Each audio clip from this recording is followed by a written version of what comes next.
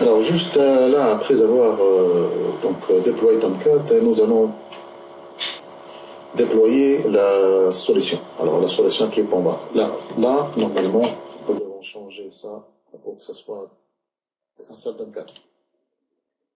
Donc je reviens vers le pipeline pour changer. Donc c'est install Tomcat, là c'est mieux. Et je prends ce bloc là. C'est le même bloc donc with credential. Avec le with credential, on va exécuter un autre playbook, on va l'appeler deploy.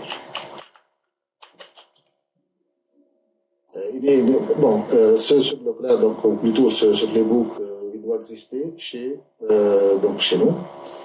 Et au niveau donc, de notre répertoire, donc normalement, là, je vais ajouter quand même dire pour être sûr que nous sommes sur le bon projet. Donc CD, alors PWD, là où on est dans le home Jenkins. Je vais faire un var. CD var lib Jenkins workspace remote project. Donc ça devrait censé être là, se déployer là également. Bon, pour le moment, donc c'est. Alors, je vais juste faire un PWD pour prendre tout ça. Juste copier ce chemin et le mettre dans BIR. Comme ça, nous sommes sur le même niveau où se trouve deploy pour qu'on puisse faire appel à ça. À deploy YML, donc elle sera reconnue parce qu'il est déjà dans ce dossier. Alors c'est bon. Donc, je reviens à ce niveau-là. Là, peut-être on va faire une petite rectif à ce niveau parce que l'emplacement n'est pas correct. Le demo, donc snapshot power. Donc, et là également, donc c'est voilà, bon, ça c'est on va dire le playbook qui va faire la copie, donc c'est le module copie, et là mais le SRC doit changer. Donc ça c'est single file, edit single file, et là l'emplacement de notre démo snapshot.war, ça existe sous, donc je reviens encore une fois là pour vous montrer, donc c'est chez Target. CD target. Donc, normalement, c'est là. Donc, c'est PWD. Je vais prendre tout ce chemin.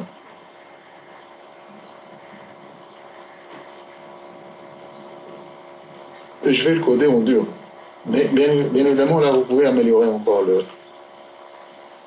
pour ne pas coder en dur, vous pouvez définir ça sous forme de variable par la suite. Donc, avec une simple commande, vous pouvez avoir le chemin pour que ce soit un playbook plus flexible. Donc, ce playbook-là, il va tout simplement copier le point war de son emplacement de la machine Jenkins vers la machine Tomcat. Je vais faire un commit changes ici. Et par la suite, je vais lancer Jenkins à nouveau. Donc, apply, save. Plutôt là, je vais vous revoir encore une fois, est-ce qu'on a bien nommé le. Bon, ça c'est install Tomcat, c'est bon. Et ça c'est. Voilà, là, il faut faire attention. Deux stages ne peuvent pas apporter le même nom. Donc ça c'est déployer la solution.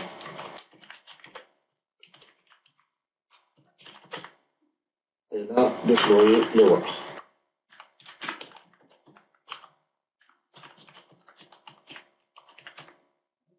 Apply and save, voilà.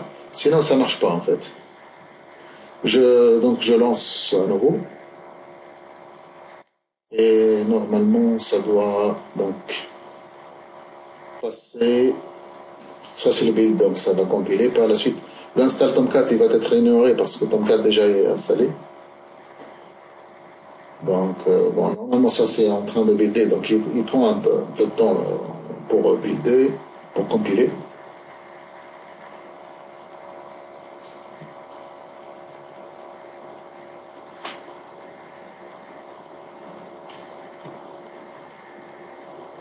Voilà, il passe maintenant vers l'installation de Tomcat, il ne va pas prendre beaucoup de temps. parce que déjà, donc, quand Tomcat est installé, il passe directement vers le deploy solution. Alors le déploiement, espérons que ça marche. Normalement, on a bien paramétré les schémas.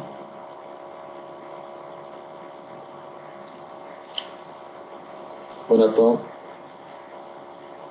Et je crois que c'est bon. Voilà, très bien. Ça marche. Donc nous vérifions chez la machine distante, celle de prod machine. Donc LS CLD Web Apps. Normalement, on trouvera là. Il est là. Voilà. Donc il est bien déployé.